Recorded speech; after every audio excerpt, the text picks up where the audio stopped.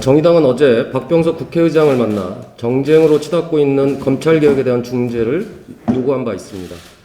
그러나 어제 차수를 변경하면서까지 진행된 법사위 소위에서는 검찰청법과 형사소송법 심사에 대한 강대강 대치만 거듭됐습니다.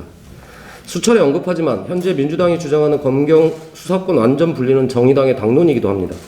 2018년 우리 당 심상정 의원 역시 검경 수사권 분리와 경찰 옴부즈맨 제도를 골자로 한 법안을 발의한 바도 있습니다. 다만 원내 정당들의 합의 노력 없이 강행 처리하는 것에는 동의하기 어렵습니다. 민주당은 검찰의 수사권을 경찰에 이관하는데 3개월이면 충분하다고 합니다. 그러나 정의당이 전문가와 시민사회 의견을 청취한 결과 검경 수사권 완전 분리로 인해 발생하는 문제들을 해결하기에 3개월은 턱도 없이 짧습니다. 검경 수사권 완전 분리 시 한국형 FBI 설립, 자치경찰제가 안착되지 못한 상황에서 과도한 국가경찰 권력에 대한 민주적 통제, 공수처의 수사권, 공정인 전속 고발권 등 기관 간 충돌 문제 등 해결해야 할 과제들이 산적해 있기 때문입니다. 결국 이의 문제들을 해결하기 위해 법안을 통과시키더라도 최소 1년 이상 시행을 유예하고 제대로 된 검찰개혁에 나서야 합니다. 1차 검경 수사권 조정 이후 형사사법 체계를 점검하고 국회 특위 등을 통해 추가 제도 보완도 필요합니다. 검찰개혁을 정쟁으로 가둘 것이 아니라 논의의 촉진을 위한 대화의 테이블이 필요합니다. 정의당은 정의당을 포함해 더불어민주당, 국민의힘, 국민의당, 원내 사당에게 오늘 11시 원내대표 회동을 할 것을 제안하는 바입니다. 정의로운 사정기관으로서 검찰개혁을 위한 해결 방안을 모색하기 위해서입니다. 3당의 조속한 답변을 기다리겠습니다. 이상입니다. 끔찍한 동물학대가 계속 벌어지고 있습니다. 최근 포항 폐양어장에서 벌어진 엽기적인 고양이 학대 살인 사건에 이어 제주도에서는 주둥이가 끈으로 꽉 묶이고 다리는 등 뒤로 젖혀져 끈으로 결박된 상태의 개가 발견됐습니다. 잔혹한 동물학대 영상과 사진을 공유하는 비공개 텔레그램 방도 또다시 적발됐습니다. 이달 5일 동물보호법이 전부 개정됐지만 날로 진흥하고 있는 동물학대 양상을 제재하기에는 여전히 빈틈이 많습니다. 하지만 우리는 동물학대 근절을 위해 할 수 있는 것들을 모두 하고 있는지 되돌아봐야 할 때입니다. 이를 위해 어제 오후 저와 당 동물복지위원회가 공동으로 동물학대 대응을 위한 수의 법의학 전문 인력 양성 및 전문 조직 신설 토론회를 개최했습니다. 동물학대로 죽음에 이르는 동물들이 많아지고 동물학대에 대한 시민들의 경각심이 높아지고 있는 지금 동물학대에 대응하기 위해서는 수의법의학 센터를 신설해 동물의 사인을 명확하게 밝혀내야 한다는데 의견을 모았습니다. 현재 농림축산검역본부 내에 조직 신설을 위한 행정 절차가 진행되고 있습니다. 동물학대 관련성 진단을 신속 정확하게 원스톱으로 진단할 수 있는 수의법의학 센터가 제대로 만들어질 수 있도록 저도 힘을 보탤 것입니다. 내일은 대구 달성군에 위치한 중앙 119 구조본부 119 구조견 교육대를 방문합니다. 지난 광주 아파트 붕괴 사고 현장에서 실종자들을 찾아내는데 큰 공을 세웠던 경공들이 바로 이 119 구조견들입니다. 여러 재난 현장에서 인명 구조를 하고 있는 동물들이지만 이들에게 배정된 예산은 매우 적습니다.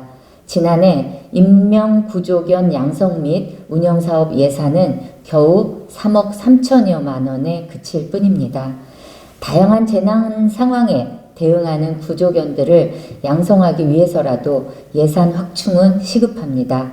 내일 현장을 돌아본 뒤 보다 좋은 환경에서 우수한 구조견들이 양성될 수 있도록 물심양면 지원하겠습니다.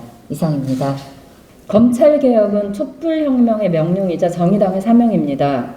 우리 국민은 서울시 공무원 간첩 조작 사건에 관여한 검사들을 무혐의 처리하고 별장 성폭행을 자행한 김학의를 무혐의로 풀어준 검찰의 형태를 똑똑히 기억합니다. 수사권과 기소권을 무기로 한 견제 없는 권력은 선택적 정의와 제 식구 감싸기에 철저하게 악용되어 왔습니다.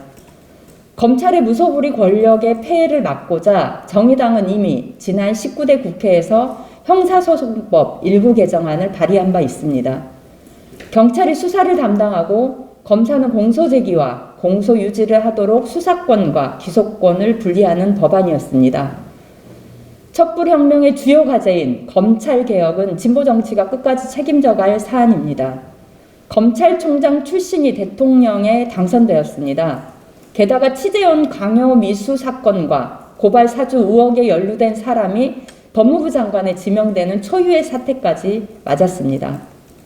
당선인의 오른팔이었던 한동훈 지명자는 야반 도주국이라는 원색적인 말까지 꺼내들며 검찰 권력을 정권의 호위무사로 활용하겠다는 의도를 숨기지 않고 있습니다.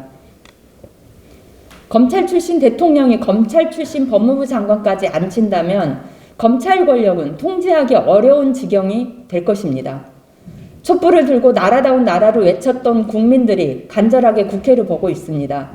정의당이 마지막 결단을 요구하고 있습니다. 수사권, 기소권 분리라는 검찰개혁을 더 이상 미룰 이유가 없습니다. 지금 미뤄두면 향후 5년간은 못하겠다는 선언의 다름 아닙니다. 민주당은 검찰개혁 관련 법안을 가능한 당과의 협의 절차를 거쳐 국회에서의 논의를 진행해 가야 합니다. 검찰개혁에 반대하는 당은 빼고 검찰개혁에 찬성하는 당들이 한 테이블에 앉아 대안을 모두 꺼내놓고 수기를 해야 합니다. 신속한 협의 절차를 가진다면 회기한 법안 처리는 문제될 게 없습니다. 검찰의 수사권, 기소권 분리를 앞서 외쳐온 정의당의 시간이 다가왔습니다. 정의당이 앞장서서 검찰개혁의 마지막 마침표를 찍어야 합니다. 4월 20일인 내일은 제42회 장애인의 날입니다. 장애인에 대한 차별과 배제에 대해서 생각하고 이를 어떻게 개선할지를 모두가 함께 고민하고 또 실천하는 날이라고 할 수 있겠죠.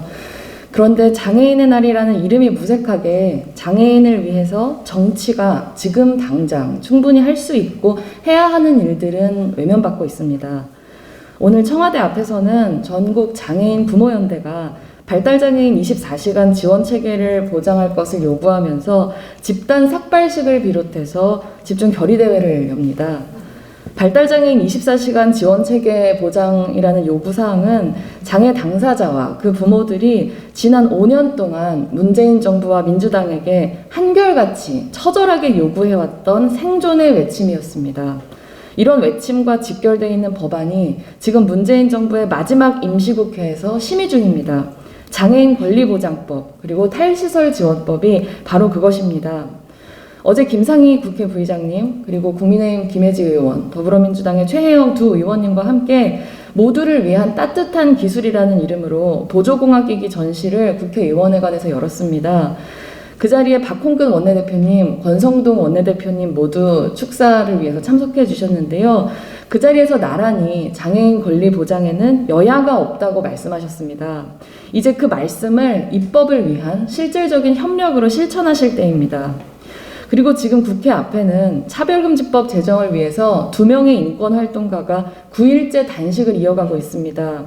언론과 정치권에서는 지금이 국회의 시간이라고 말하지만 과연 그 국회의 시간이 정말로 국민을 위한 시간인지 아니면 정쟁을 위한 시간인지 되묻지 않을 수 없습니다.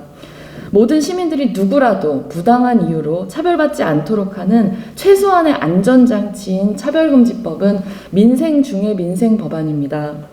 문재인 정부의 마지막 임시국회에서조차 더불어민주당이 차별금지법 제정을 나중으로 미룬다면 대한민국 역사는 문재인 정부와 민주당을 시민의 인권 보장을 마지막까지 나중으로 미룬 정권과 정당으로 기억할 것입니다. 더불어민주당에서는 이상민, 박주민, 권인숙 세 의원님이 각각의 평등법을 발의했습니다. 더불어민주당이 요청합니다. 늦지 않았습니다. 4월 국회에서 차별금지법을 제정하는 것을 당론으로 결의하십시오. 국민의힘에도 말씀드립니다. 어제 이준석 국민의힘 대표가 국회 앞에 단식 농성장을 방문해서 단식하는 활동가들의 얘기를 들은 것으로 알고 있습니다.